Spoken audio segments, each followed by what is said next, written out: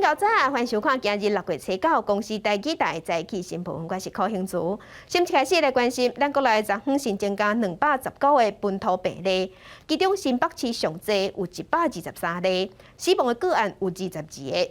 死亡的案例内底，60岁以上的占9成。指挥官陈时中是呼吁民众，虽讲病例数有较减，但个咱无本钱放零，高日节连续假期上好莫出门，嘛唔通聚会。国内新冠肺炎疫情抑搁咧传，初八礼拜二新增加219例本土病例，其中高于新北市123例上济，国内是台北市54例，苗栗县16例，桃园市13例，基隆市8例，彰化县2例，台南、新竹抑甲台中各1例。指挥官陈时中表示，虽然确诊病例数有降低，体检阳性率也有下降，不过咱无放松的本钱，再一次呼吁民众5日节避免四界走，减少群聚的风险。毫无放松的本钱哈，毫无放松的本钱，好，这只是2天的一个数目，好，这是2天的一个数目，好，那还要持续予以观察。另外，也新增加22例死亡病例，其中一个30多岁女性本身无慢性病，也毋过体重90多公斤。5月2日破病的时阵，快筛阳性，也毋过 PCR 核酸检测是阴性，后来佫转阳性确诊。住院5天过身。专家表示，最近死亡200多个病例当中，以60岁以上的长辈较侪，占9成2。目前已经完成300度基因定序，拢是英国变种病毒株快速死亡的原因，也有待厘清。死亡比较快的个案的，他们如果有病毒的被我们培养出来的话，我们也希望对于这个快速死亡这些个案的基因，是不是可以病毒的基因可以多做一些了解。疫情严重，最近一直传出有重症患者家属不满无瑞德西韦这个救命药物，这位中心强调，瑞德西韦有使用上的限制，类固醇加抗体药物才是真正会当降低死亡率的药物。以为这个瑞德西韦就是救命药，那晚给了就一定是增加我们的死亡率。其实真正有帮助的减少死亡率的，刚才也说过了，其实是类固醇，还有几个抗体的药物。一旦等到插管或使用叶克膜的时候，这个时候其实就并不需要或是不适合再使用瑞德西韦。张上顺讲，国内染病死亡的个案虽然讲比全球平均有较悬，但是主要甲染病人伊的背景年龄有关，尤其是台湾伫这届疫情里，有4成的患者拢是高龄的长辈，大部分有高血压等真侪种的慢性监护疾病，是增加死亡风险重要因素。记者综合报道。来关心台北市联合病院阳明院区传出医护人员去画着，病院表示急诊的顶一日有收到一个确定病例，医护人员伫紧急插管的时无细致去画着，所以对即马开始到6月15，急诊的敢若收确定病例，其他的患者先无要收。阳明院区急诊室在6月2号的时候，经由119转送收治1名确诊个案。因为状况危急，而且加护病房满床，立即由医护人员紧急插管，并转送医学中心。在插管过程中，造成部分医护人员受到感染，疑今日确诊新冠肺炎。阳明院区立即启动高规格的防护，匡列相关人员裁剪，并加强急诊室大规模环境清消作业。因为本土疫情严重，加上要管控病院内底感染，阳明院区到6月15进前，急诊的敢若收新型冠状病毒肺炎的患者，而且还佫做采检安尼尔，其他医疗服务拢暂停。病院是强调讲，相关的医护人员拢已经有采检先隔离，病院嘛有大消毒，会继续关心医护人员的健康，保持医疗量能。来关心桃园有一个对外国入境应该居家检疫到6月7日的民众，留家自治了后就找无人啊。警政署通报了后，通报伊失踪，派警察去找找，要找这个姓曾的查甫人。结果昨暗7点半已经抓到这个查甫人，即马强制送去隔离。穿归属的防护衫，中立警方正细致，找尾暗7点半，要抓的是24岁姓曾的查甫人。伊5月27自阿拉伯回国入境了，应该居家检疫到6月7日，掩过找7就找无人。若地址是毋对的，手机也是甲查某朋友借的。警政署找7通报协寻，桃园市长郑文灿也伫咧 FB 发大文。唯因庄男不实登记居家检疫处所，且行踪不明，经警政署于昨日通报失联协寻，本分局立即成立专案小组。运用科技方式交叉比对，并过滤入口监视器天罗地网，终于发现庄男真实落脚处所。中立警分局利用科技执法交叉比对，发现姓曾的查甫人住的所在。伊讲之前因为甲人有纠纷，惊互警察抓，所以一直拢住伫咧中立区华北一路，总算互警察找到。本分局将依《传染病防治法》第58条及《严重特殊传染性肺炎防治及纾困振兴特别条例》第15条规定，通报桃园市政府卫生局进行采罚。警方讲，伊上当会被罚100万。尾啊，姓曾的查甫人是坐防疫计程车，警车伫咧后壁介护，甲伊送去集中检疫所强制隔离。记者综合报道。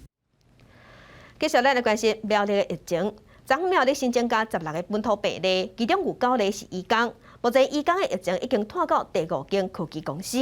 目前苗栗县的移工除了上班以外，拢禁止出去外口。目前嘛有抓到21个人违规。啊，那台中昨有新增加1例。台中市政府嘛宣布讲，受中央的要求甲拜托，因会支援苗栗100间居家检疫所。我合并穿装备伫苗栗竹南进行大清扫，苗栗科技厂群聚感染扩大。官府册报公布增加16例，其中9例是外籍移工，7例是本国籍。经典甲经管2间公司各有5例，同时出现第5间电子厂离正科技一名员工，甲1间清洁公司的女员工确诊，累计5间电子科技厂有282例确诊。官府已经要求专管移工除了上下班时间，全面停止外出，搁加强处理。启动到今天啊，总共查到了21位外籍的移工外出的这个资料，那违者依就业服务法来开罚。气候厂表示，加强查缉外籍移工，伫唔是上班时间外出，尤其竹南更加是严格执行。另外，伫台中是增加1个确诊个案，属于摊主立用A业家族团保链，伫厝隔离期间发病，累计这个团保链已经有12人确诊。罗秀燕也宣布，苗栗疫情严重，也应中央要求协助支援地处检疫替代所。那目前他们请求支援的是希望有100间的居家检疫替代所，给他们居家隔离哈。那我们全数支应。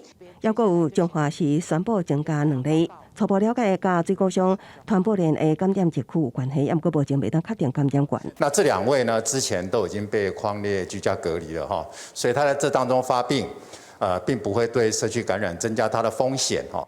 也干部表示，这2名个案拢是伫厝隔离期间发病，疫情也在掌控。目前县内累计确诊有221人，其中麻雀感染链虽然维持伫37人，不过部分个案也在采检中。今时也有个案出现，也爱观察。记者综合报道。另外，伫婚林是传出婚林馆长张丽仙的阿兄张英美，伊已经做好预防车，敢是插队考试靠关系引起质疑。张丽仙是解释讲，因为因带做伙会接触，算是下前3类带做伙的人会当做预防车的规定。不过疫情指挥中心昨嘛回回讲，带做伙的人先办请做预防车，这个规定5月1日早就改啊。疫情严重，前婚林馆长张英美，互人讲已经抢注疫苗。根据中央目前明定的前3类对象，第1顺位是医师人员，第2顺位是中央甲地方政府的防疫人员，第3顺位是高风险接触的第1线工作人员。因为张英美拢无符合相关的条件，引发是毋是特权来注射讨论。对这代志，张丽仙是回应，伊是地方的疫情指挥官，张英美甲伊带前后动，是前3类对象做伙带的人，而且张英美注射时间比指挥中心宣布做伙带暂停注射的政策更较早，强调无用特权。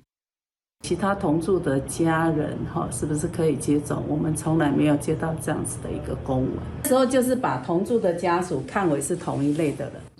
卫生局长强调，到即马无收到中央做伙大10万字的公文，不过因为张英美是伫5月底假释出狱，6月初才注疫苗，不过5月2日都已经宣布做伙大的人10万。指挥中心强调，疫苗分配的优先对象，湘北是第1类医护人员，其他县市是前3类，以第1类做优先，鸟村才刷落去第2、第3类的人来做。尤其是先41万剂2剂半封的疫苗时，拢有强调做伙大的家属10万注射。41万剂，5月26号开始播出第1批的时候，我们就有说同住家人暂缓。在第2批25万剂播出去的时候， 26万剂拨出去的时候，那时候就已经同时说明同住家人暂缓。目前高雄义大病院互人讲替前立委黄昭顺注疫苗，虽然黄昭顺讲伊家己是药师符合规定，讲法也引起热烈讨论。这届张英美注疫苗的代志，同款也正人讨论。只不过指挥中心是讲，针对相关违规注射这个案例，目前无处罚，敢来当提醒地方政府分配也甲注疫苗的时阵，一定要遵守名册顺序也甲类别。记者综合报道。在做伙关心天气，咱来看温度。方面已经离开，也毋过今仔日明仔载2天，因为透较湿的东南风，水气也是较高，所以天气同款无啥稳定。今仔日伫东半部、恒春半岛、澎湖、金门，拢有局部地震阵雨，也是雷公雨。其他所在甲马祖是过到了后会落西北雨，尤其是山区甲中南部有机会会落青光雨。但是要落雨时，天气是较暗有转，高温普遍是30度至33度，已经算是热人的天气形态。即马咱全国进入3级警戒，台中的武陵农场配合休困到6月18，因为拢无游客啊，生态看起来有豆豆在变好啊。因为一寡较珍贵的保育类动物拢走出来啊。红脚鸟母4月初只边啊，也有几啊只细只鸟仔在咧拍走。武陵农场的关系平台附近出现红脚家族，另外伫桃山步道也发现这种鸟仔。看山羊了，在哪里？对，哦，真的。我来那么多天，它会叫呢。但它左脚好像有问题，对不对？体型大只的长鬃山羊出现伫树林，随之软过观景台。伊是台湾上大的乌壳类保育动物，属于台湾特有种，也互看到的地方人员真欢喜。武陵农场表示，平常伫农场的步道会当讲无机会看到，想袂到最近才出现。5月20号，休园迄今。武陵农场生态大爆发，事实上是非常少见的台湾少数保育类。以往只在高山地区，例如在雪山的黑森林才出现，现在因为休园的关系，已经到了武陵农场南谷到北谷之间都常常出现。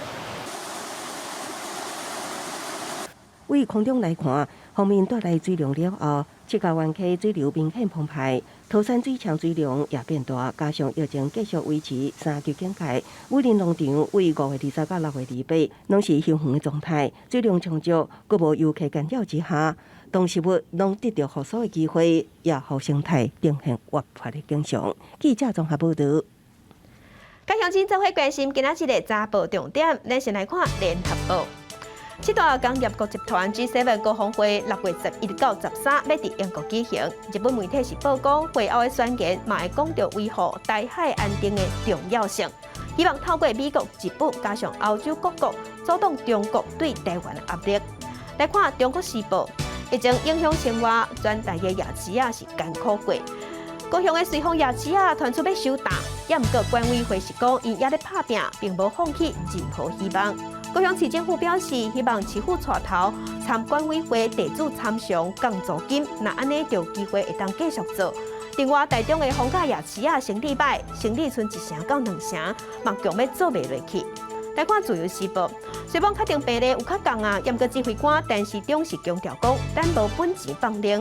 考选部嘛已经宣布讲，有4项国家考试要延期，拍算会影响9万外的考生。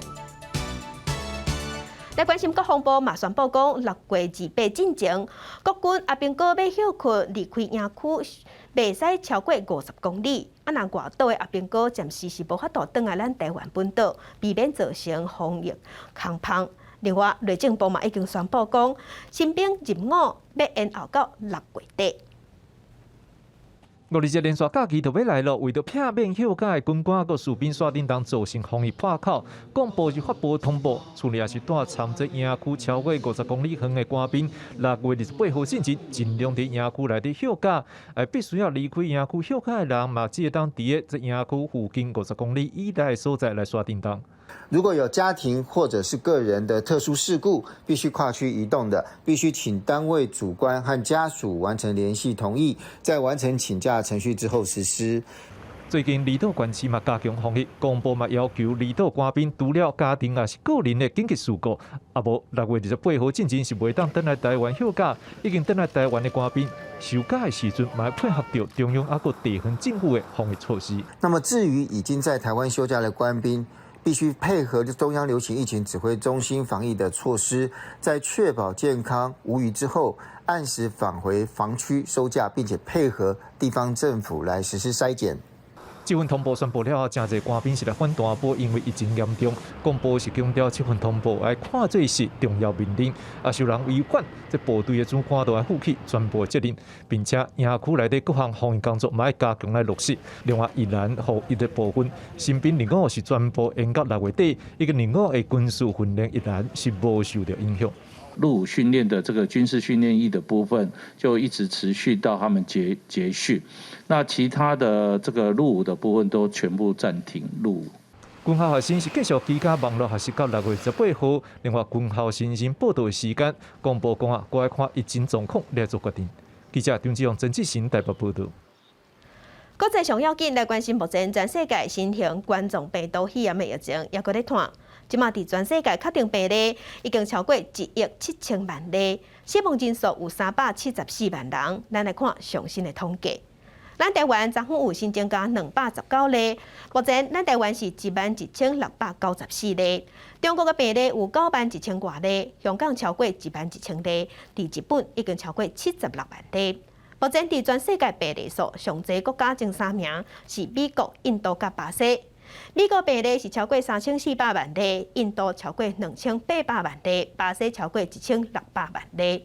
欧洲的国家英国超过454万例，伫法国是超过578万例。根据外国上新的一份研究，讲英国的变种病毒狗团是因为病毒狗米，伊的美国免疫系统攻击。另外，世界卫生组织即马嘛表示讲，目前预防射有注射率较悬的国家，即马因的死亡率都较低；也毋过较散车的国家根本就摕无预防射，所以全世界疫情可能会出现天差地地两款的状况。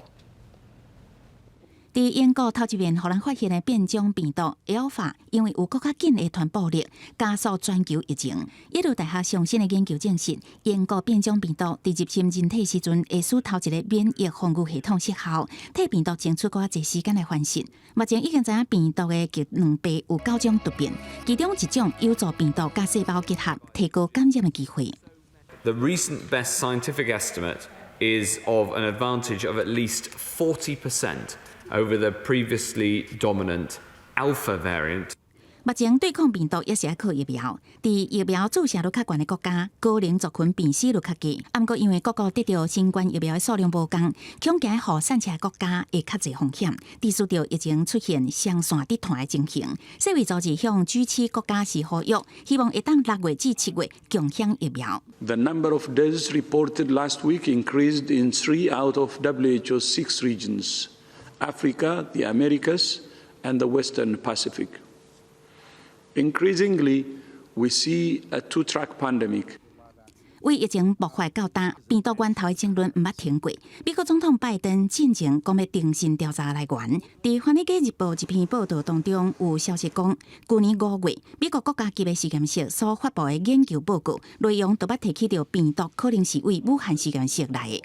疫情溯源是一个科学问题，应当由全球的科学家来合作开展。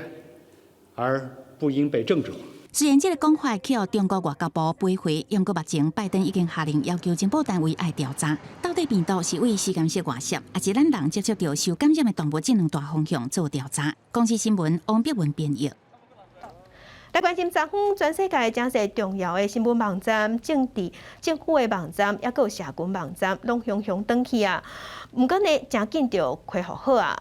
会出现各样的原因，是因为美国的分段服务公司出包。专家即马是认为讲，防攻击的可能性是增加，也毋过嘛有人即马咧会咧讨论讲，甲遮个重要的网站，搞互遮即几间大公司去换，安尼嘛是真危险。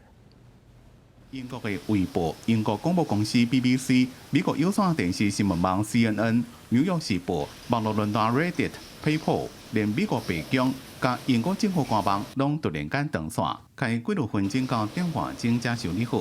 有一寡媒体网站虽然无法度入去，又按坐变通的方式刊出网架各种的消息。这边断线是云端边缘运算 CDN 厂商 Fastly 出问题。It's really, really important for everyone who depends on them to make sure they know what happens to their business, what happens to their business process, if they have to fall back to an alternate or a contingent plan. 英国天空新闻网报道讲，这边大断线引起英国情报机构安全中心的注意，不过专家认为恶意行动的可能性真低，颠倒是一种警示。亚马逊的网页服务 Cloudflare 就出过这种问题。These types of outages, whether they're accidental or whether they're malicious, if you remember attacks like in 2016, we had the Dyn DNS attack that was a DDoS attack. These are the same kinds of things that can happen. BBC 报道，这边大故障也引起大家一个质疑，讲把这么多网络基础设施拢交予少数的几间大公司管理监护。Fastly 是全世界这么常常伫使用的内容传递网络服务的供应商之一。2019年上市，因是用速度较紧的固态硬碟，透过边缘计算技术，将资料处理甲传送的速度加紧，唔免透过中央伺服器储存资料就当看到网页。公司新闻吴文玲编辑。再来关心，伫今年正月有一个会外的细汉查甫囡仔尸体被冲去挪威的海墘啊。经过半冬的调查，即马认定尸体是伊朗库德族的细汉囡仔。因兜一口罩5个人拢是难民，伫坐船仔的时拄着灾疫，全部因死。画面内底笑容真古锥的阿婷，才是岁半尔就安尼行去。挪威警方今年元旦的时阵，伫西南部的海墘仔发现伊的遗体，不过国内煞查无有细汉囡仔失踪的案件。为伊分尸顶的衫判断伊毋是挪威的人。奥斯陆大学的法医系比对 DNA 的资料库，找到伊住伫挪威的亲情，确认身份了后，甲遗体载转去故乡，互伊入土为安。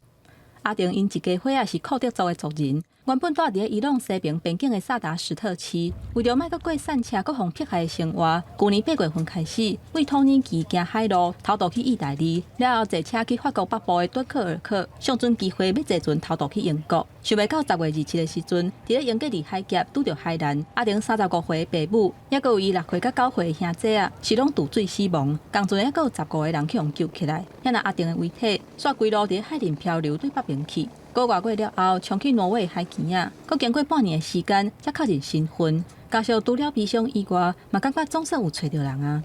阿婷因兜的故事，敢若是九牛一毛。每一年拢有侪想要偷渡的民众，付袂少钱，互人抓集团，为北非、中东等等的所在，想要偷渡去欧洲，因为因无想要阁过战争或者是散车的生活。也若阿婷因老母在生的时阵，童年的记录显示，因知影行海路偷渡是真危险，不过实在讲是无钱通选择其他的方式，这嘛是大部分这移民的困境。根据英国广播公司的报道，今年已经有3700多人为英格里海峡偷渡去英国，人数是去年的2倍。即马热人的天气较稳定，冒险偷渡的人恐惊是有加无减。公司新闻是会长编译。有德国学者是表示讲，中国控制生囝政策可能会害新疆的这个民族囡仔减少，10冬内上济可能会减450万人。有人是认为讲这是中国要害因济政的行为，不过中国外交部是批评讲无影无迹，这拢得乌白讲。路透社讲，因独家摕到德国学者郑国温，伊还未公开的上新研究的报告。内底讲，中国控制生育的政策可能会互维吾尔族、甲新疆南部少数的民族，红眼仔的人数伫20年内会减少260万至450万人不等。上严重的估计，可能会甲因人口的1/3。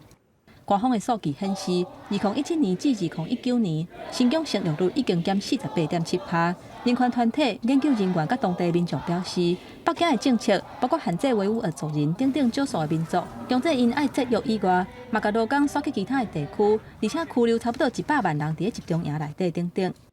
专门调查维吾尔族人困境的英国民间团体维吾尔独立法庭，测试伫伦敦开会听证词，内容包括受到虐待，也有集体性侵等等。Bu yerdeki Xitay sakçılar tutkunlarını adam kadardı kömekti. Ular hattaki atalmış sınıflarga kirip çıkış jarayonidami ishkilardan, tömür ishkilardan xuddi itga o'xshash o'milatkizib chiqib kiratdi. Ularning itga o'xshash o'ltirilishini, azoblanishini, qiyin qistoqqa elinishini ko'rib shulardan huzurlanadi ham xush bo'ladi. 郑国温针对官方生育率的数据、人口推算，也有民族族人的比率分析了后推估，中国的政策可能会新疆南部汉族的人口，为目前8.4%大大增加做25%。前一日澳洲战略政策研究所嘛提出中国压制新疆生育率的报告，不过却中国外交部的发言人背回讲，这是空嘴布置无影无迹的代志。从2010年到2018年，维吾尔族人口增长25%，明显的高于汉族人口2%的增幅。外界要求爱调查中国伫新疆的行动，敢有构成种族灭绝的声音是愈来愈多。针对这篇路透社的报道，中国外交部发声明表示，因讲所谓种族灭绝，全部拢是乌白传的，显示美国甲西方反中国的势力是别有居心，嘛是摆脱华人的心态。公司新闻林浩如编译。今日国际上还有啥物大代志？甲乡亲咱做伙来看世界。美国政府今日公布美国取得半导体甲电动车的电池啊，这关键产品的检讨报告，嘛表示美国打算要成立行动小组，对抗中国一寡无公平的贸易行为。来关心世界银行提出经济报告，按算今年全球经济成长率是5.6%。也毋过嘛讲，疫情过后，全世界的复苏力头虽无霸天，也毋过并无平均，因为真侪国家也在对抗病毒。香港媒体即马是报讲，受疫情影响，香港航空公司第一季载客量无到8000人，所以打算要进行内部的改组，按算要裁员1000人。镜头转来国内，咱来关心行政院长苏贞昌昨昏去立法院报告纾困4.0的特别预算。国民党团是提出发予全国的民众无分善车好业，一人1万块的现金。民进党内底嘛有人赞成，也毋过苏贞昌是认为讲，钱就爱开伫应该开的所在。纾困经费用以办理孩童家庭防疫补贴，加发弱势生活补助。台湾的疫情愈来愈严重，正需要中央纾困。行政期甲特别预算的上限自4200亿增加到8400亿。国民党主流卖白户，全面破坏一班，就连民进党要立委划出破坏10000个的补助金。不过行政院长苏贞昌伫吹背强调，钱有限，就要开一个较重点的所在，救急也要救善。2300多万台湾人就要2300多亿，如果一个人2万4排户160万人外，也要5000多亿，我们钱是非常有限的。纾困补助的对象目前有730万，不过立委质疑，这就是离职，也搁伫咧找头路，也搁派遣人员，拢唔是补助对象，是唔是也当暗算在内？这些可能有目前不在这个纾困预算的补贴的对象，但是它可能会是符合我们救安的这些相关的计划。台北市艋舺区疫情严重，附近的业者和台北市政府下令停业，是唔是当申请补助？有立委建议中央提出新的办法来补这个坑。另外，苏贞昌也讲，已经摕到211万支预防车，伫8月底之前会当摕到1000万支预防车，已经做好大量做的准备。不过，日本提供予咱的124万支预防车，网络怎么伫咧传假消息？讲台湾伫7月就卖出国产的预防车，甲日本讲要送咱的预防车免伤济，这是假消息。我拢一定传去警政署啊，警政署长嘛亲身交代刑事警察局，落去做相关的调查，一定拢落去处理。苏贞昌讲这是正恶一个假消息。另外，伊也讲，伫台湾需要预防车的时阵，日本甲美国甲咱斗相共，咱正感谢。记者综合报道。因为本土疫情严重，民间嘛有捐钱，互疫情指挥中心去向日本买日本的符合隔离舱，安尼才符合隔离舱，伫即礼拜会陆续送到台湾。即马国内疫情严重，医疗量是真安导。伫日本捐114万剂 AZ 疫苗予台湾了后，卫福部医福会执行长王必胜伫人并且讲，台湾甲日本采购的符合隔离舱，原厂考虑台湾疫情吃力，会协调甲日本病院部分的订单优先出货予台湾。这样的一个空间变得非常好用比如说紧急的病人他进来急诊室，他要插管，如果我们在急诊室直接就插管，这个病毒外溢，这个其他的病人或者医务可能会受到影响。伫去年底，部立桃园病院就大兴伫急诊的门口设立目前全台湾唯一一个伫室外做合适的符合隔离舱。民众唔乃当伫遮做采检，若是有确诊的患者需要做紧急的处置，就会当直接伫遮做治疗。而且患者甲医护人员是为无共的门出入，有做到分层分流，降低直接接触的机会，嘛避免病毒拖去病院内底。这些病人有时候状况会在急诊室突然变差，我们的地方摆啊，所以这个时候这个地方就发挥它的功能了。指挥中心表示，即马疫情还咧滚价，未少企业讲要关物资，这系要关物资的企业采购日本入力公司生产的负压计厘仓，关护卫福部，再交予各间急救责任病院来使用。即届拢总有6个民间企业甲团体来斗相共，有买到80个负压计厘仓。我们希望能够在最快的时间能够让日本的这一边能够赶快进货，所以我们在2天之内呢，林佳龙先生就号召了我们台中的一些企业界的朋友，我们共募得了5000万来购置20台。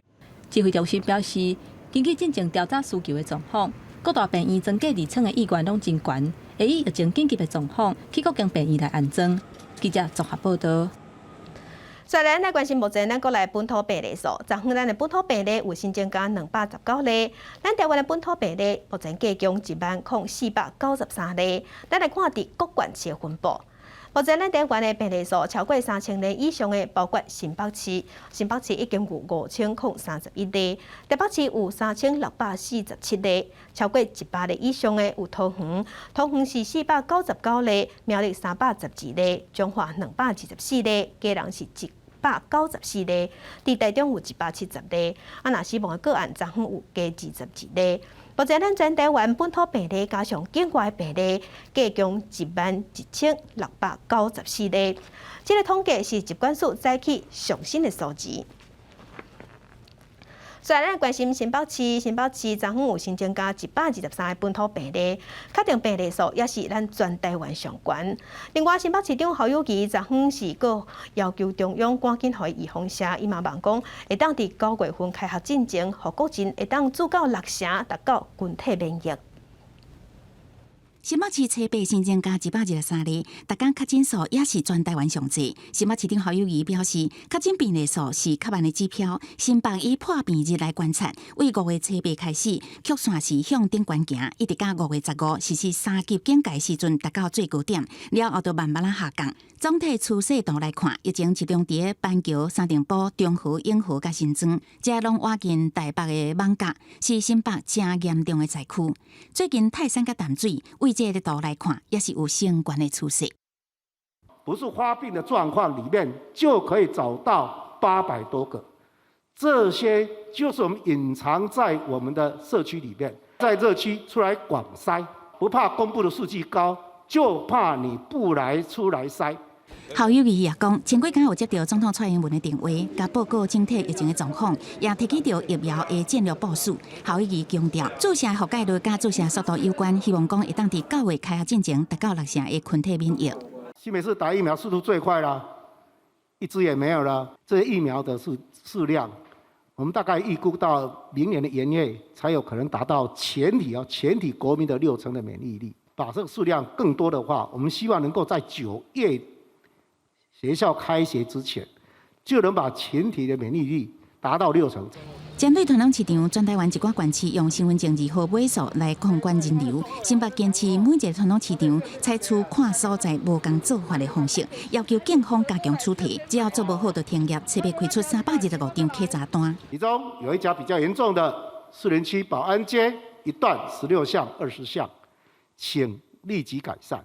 所以，我们一定用很多的方式来做好因地制宜的管理。全国3级警戒延到28，天课到休热，也提醒大数学生囡仔爱遵守较莫活动，落实通报才会大数防疫规则，也协助学生囡仔订3顿，提醒5日节留伫宿舍莫转厝，通讯软体报平安就好。记者综合报道。那台北市昨天是新增加54例，台北市长郭文铁即马是预测讲，未来台北市的本土病例应该降到30例左右。伊嘛强调讲，伊的做法即马就是用上低的成本，经过有7成人做过预防针，才会当放零。新冠肺炎的确诊案例大概会降到差不多30个上下。那这个数字应该会比中央公布的数字大概提早差不多4天了。指挥中心公布初八台北市新增加54例本土病例，台北市有高温的预估，未来台北市确诊的人数会降低。不过大家还是要经落去，因为疫情还阁真严重，而且已经为放假撤销到12个行政区去，尤其是普遍的感染源还未少。也若传统市场拜六礼拜的管制还是要进行。面对疫情，高温地阁一概呼吁民众。我的策略就是以最低成本维持3级管制的效果，撑到疫苗可以达到70%的，这是战略。有风声讲，台北市的病院 AZ 疫苗还阁存6900筒，因为医护人员还阁伫咧观察其他牌子的疫苗。针对这点，卫生局长黄世杰解释讲，医护人员是因为无用咧防疫，才袂付注好了。注疫苗并不是咧拼速度。我们同仁告诉我说，大概只有54%的人来打，当然，既然如果说有剩，那我们当然是接下来再依顺序再照册，再请他们来打，所以这个部分，其实也要让他知道，我们不会浪费，不是比速度而已。放心好了，这些一定都会打完的。而且打在需要打的人身上。台北市成立机动快筛队，测试头一个任务，伫网甲社区采检67个人，有2个人是阳性。部分的企业希望快筛队会当去因遐甲员工做采检。机动快筛站会优先到第一雨果市场以及环南市场，来确保台北市在食物提供还有相关的生鲜提供的情况不受到任何影响。若要出动机动快筛队，需要规模100个人以上，而且要先列名册等等。无法度随法要加入就会当处理。黄珊珊强调讲，若是有公司通报需要随做快筛，而且防疫马术甲人载去快筛站。记者综合报道。搁500来关心家人昨昏加8例。顶一日才重新开始做生理的成功市场，又搁传出有点头起未着，所以即马搁关起来消毒，要休到6月14。另外，宜兰要伫大溪设行动体检站，因为大溪甲双北的往来较接。家人疫情要小白体，初八新增加8例，其中初4才重新营业的成功市场，搁增加一个卖猪肉的贩仔确诊。目前成功市场是紧急做消毒，而且要休市1礼拜，所有的贩仔拢爱做 PCR 核酸检测。家人市府即马开始，嘛搁一改提悬传统市场的防疫措施。卖肉的摊一直都爱比较鱼市场，爱挂喙罨、甲面罩，还有手套。因若民众买物件，嘛袂当直接用手摸肉。也就是口罩加面罩以及防疫手套。到菜市场买菜的所有民众，一律不准徒手的去碰触生鲜的肉品。家人为了阻挡市场的传播链愈传愈快，家人中家病院引进自动的 PCR 检测机台，会当互 PCR 核酸检测的时间为3天缩短做3点钟，按算初10就会当正式启用，检测量会当增加5倍，若有必要的时阵会当支援双北市，来有效管控病毒传播的这个情形。那更重要，必要的时候呢，还可以支援双北。宜兰初八无新增加确诊的个案，不过累计确诊84例，有10例伫咧大溪。官府初八伫咧大溪设立行动体检站，希望会当彻底做检查。大多的来自于双北礁溪是双北来往最密切的这个地区，我们透过超前的部署，希望保护民众的安全。即马为了避免移工群组感染，宜兰县总有13313个移工，县府已经有去查访，嘛会加强渔工还有外籍移工的体检。另外会以南洋溪为界，会分别伫咧溪北甲溪南设置注疫苗的中心，未来一天会当甲1万个民众注射。等疫苗分配予地方了后，会赶紧予民众来注。记者综合报道。来关心苗栗县，即马因为有移工的疫情，所以苗栗县长徐耀昌是伫面册宣布讲，因为疫情的关系，所以要禁止苗栗的移工外出门，而且佫讲要请警察来加强巡查。也毋过劳工团体是批评讲，这款规定根本就是歧视移工，因为疫情若是严重到需要限制自由，安尼台湾人甲外国人应该平共。苗栗县长徐耀昌初7伫面册答问讲，禁止苗栗县的外籍移工外出，但是台湾国际劳工协会提话讲，这个措施根本就是歧视。其实为去年开始，就有一寡公司颁定相同的规定。如果现在的疫情真的已经严峻到我们应该要去限制大家的自由的时候，那应该要一视同仁。那台湾人是不是也应该要就是有同样的限制呢？有些移工会不满，可是不满有没有不满到说他要去抱着失去工作的风险去做申诉呢？就可能也也没有到那样。苗栗县政府培会，县内的电子公司确实有因为移工的群聚造成感染，县长才会做这种决定，避免变成社区感染。不过，针对劳工团体质疑，这个规定是歧视，苗栗县政府讲，这部分无要回应。我们也是苛责事业单位跟仲介公司的管理责任跟义务啦，就是希望说事业单位跟仲介公司这边去善尽管理的责任义务。好，所以这一部分事实上也没有苛责到移工本人的部分。提话讲，应该研究看卖，敢有其他的做法，因为限制人身自由是真重大的代志。嘛有其他的看法认为，用奖励的方式来劝大家莫出门，会比处罚较好。县政府讲，这部分会过来研究。记者郭碧君、郑海文台北报道。目前咱国内预防销也无够济，所以每一档每一滴拢爱保守，拢真珍贵。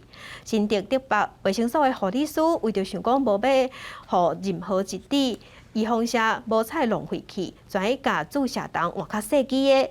原本敢若会使注1790个人的预防销，即马会当加注165个人。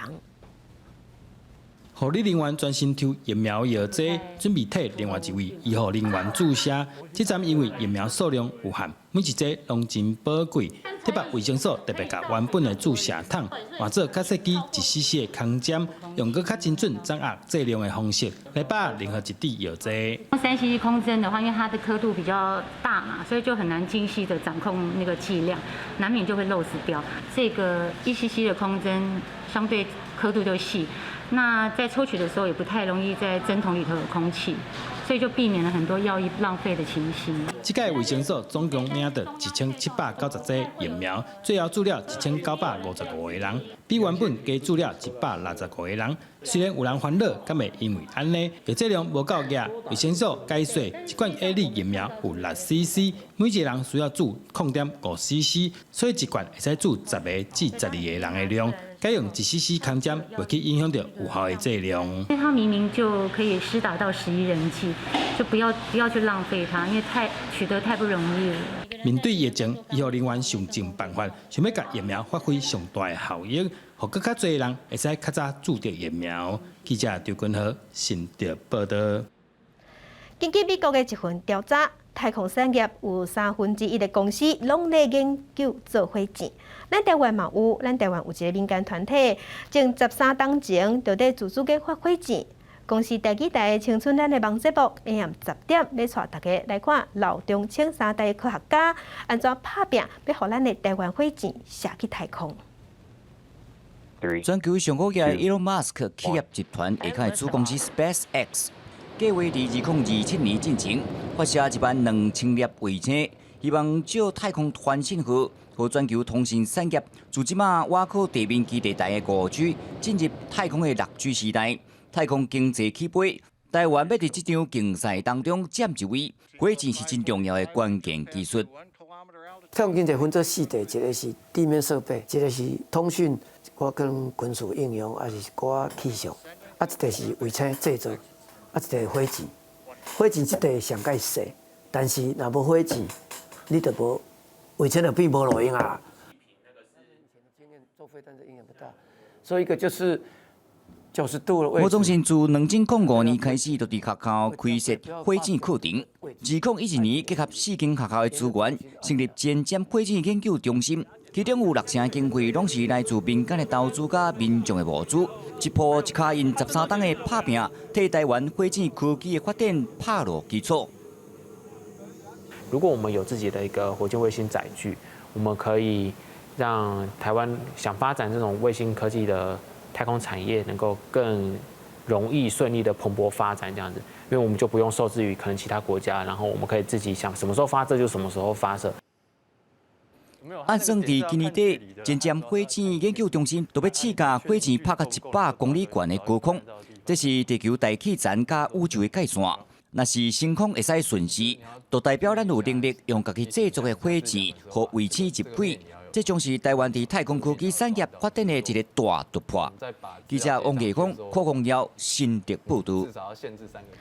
全国停课拢改用线顶教学，职业训练嘛同款。有职业训练中心即马是转型，请老师用线顶教学的方式来教学员主食，要互因的职业训练课程袂长期会当继续。也毋过呢，某学员即马是较烦恼讲，若阵线顶的课程无法度伫3个月内完成，安尼敢会影响因的职业训练津贴，而且也阁有结业证书才会权益敢会受影响，因是毋望政府会当放入规定。来，同学开始点名哦。1号戴雅文，温酒精，好，2条小白，洗干温酒精，好，做动作一定要做啊。手机啊，计好势，专业导师伫镜头前教学员安怎煮食的步数、相关考试的规范。这是工课前职业训练补习班头一摆因为疫情改做线顶来上课。目前就是配合劳动部的公文全部做远距教学。那自从做远距教学之后呢，同学慢慢有信心回来了。目前呢，如果没有远距教学的话，那影响是非常大的哈。等于说我们所有的班级全部都停止了。业者表示，虽然有线顶上课加减有收入，政府今年嘛将补习班纳入纾困方案，但是租金、员工支出、线顶器材等等，那3级行业来延长，也是袂堪折，只好行一步算一步。另外，业者嘛讲，有学员反映，因为这份课程有结业的期限，即马因为延课也是暂停，就惊家己无伫时间内来完成，提无证明嘛影响到这份津贴的领取。通常我们的受训的日期的时间也没有长过于90天，所以是没问题的。可是因为这次疫情来的关系呢，我们中间有停止上课，所以整个时间加上去之后，它变成它所有的受训时间变超过90天了，变成这个是属于制度上的限制，而让同学造成这种无法的选择。针对这个部分，劳动部是表示，若有特殊的原因，无法度伫线顶来上课，会当甲课程来延期。第3级防疫的时阵，袂记查核点证数。另外，若有继续上课的人，嘛会照原本确定的规分，继续发放这份生活津贴。记者陈雅文调水台北报道。目前咱国内是3级警戒，真侪人拢关伫厝内照三顿煮，也毋过一直煮嘛，已经变无出新的菜色。即马呢，伫西班牙就有一间公司有研发出机器人，叫机器人来煮，而且煮出来物件阁不只好食，连专业的总铺拢学了。老师揭开，将调好的酱甲蒜料拢倒喺鼎内面，搁加一碗米落去，机器人的手来来回回开始煮食。这个时阵时间差不多，会当加海鲜。正好煮这道西班牙海鲜炖饭的总部师，也是杜家学校的执行长，伫咧边看机器人的手路啥款。Espectacular, muy bueno. Riquísimo. Y oye, el arroz me ha sorprendido, ¿eh? 总部师讲，虽然这是一个袂歹用的工具，也能做出更加侪素质精致料理，不过机器人袂晓传料，就要先把料拢切得好细，质量才有好。机器人才有法度煮一道澎湃的料理。5 chefs del Basque Culinary Center están desarrollando 5 pases, 5 platos, de tal forma que llegará un momento que nos sentemos delante de este robot y podamos degustar 5 platos diseñados por 5 importantes chefs. 这是西班牙一间名叫做 BR5 的公司所研发出来机器人总部师。虽然无法度将西班牙每一个家庭做这道传统料理的滋味拢可比出来，不过总会当跨出国界，和其他国家的人也知道这项料理的滋味。因为伊的表现有一寡外国的连锁饭店，也有日本酒店加主题公园拢真有兴趣。公司新闻吴玲编辑。镜头来中国云南有一阵资本住伫保护区的野生象，去年煞熊500山顶动，14只象做伙行，因是行500公里。当地政府是出动大批警察，也有车辆，也有穿好番麦甲往来，甲这阵象对调调，因为惊这阵象群撞入去市区。伫明体外口并食的对电力设备真好奇，也佫想要甲天门浪费。伫中国湖南昆明的城镇，最近出现一阵野生的亚洲象。这15只野生的大象，顶礼拜进入昆明外围的政林区了，拜六继续往北平，人更加侪昆明市行过去。目前主要的还是把项盯住，然后周边的群众及时的疏散。云南政府出动超过500位警察、200台车，也有14台无人机监控这寡树，伫咧因会行过路进行交通管制，也传真侪贩卖往来甲因城，想要改变因的方向。严过野生的象哪会出现伫咧人大所在呢？这阵野生象已经流浪一阵啊！因本来是住伫咧南部的西双版纳国家自然保护区，去年3月开始向北平线引起注意。官方派青人追踪，发现因一开始时阵有16只，行到一半有2只回头，在4只继续向北平线，过程中也有4只小只象。一年外来，规定行到要500公里，哪行哪找食，有当时也有走入去农舍，吃饱淋饱才走。在食物匮乏的情况下，难免会经过一些农妇，甚至会穿越这种城市的一些人口密集区，人与象之间的这种风险其实还是挺大的。野生象向北平线，伫中国网络引起注意，真侪人看直播，看象要行去倒。这15只象为什么离开保护区向北平线要去倒位？专家讲三无。这种情况也是历史上第一次发生。从来都没有过，所以大家都在思考，到底为什么？中国的学者又讲，有可能是带头的象三唔对方向，行唔对路，也有可能是象的习性改变，或者是和人的食物起因。详细原因也怪调查。湖南政府怎么是尽量引导这款象行向西南边，希望在咧人象卖互相冲突的情形下，互因赶紧转去。公司新闻是婉玲编译。天气报道再来关心，伫这2天，东北部甲恒春半岛偏乌金门是落雨。虽讲透早日时是好天出日头，也毋过真侪所在过到了后，拢会落西北雨，尤其是山区也有中南部有可能会上大雨。再回来关心今仔日各地头的温度。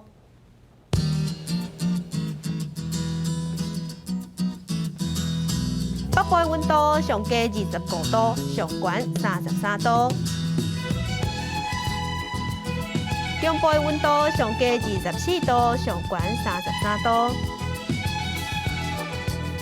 南部的温度上加25度，上悬33度；东部的温度上加24度，上悬30度；外岛是23度至30度。来关心未来3天的天气。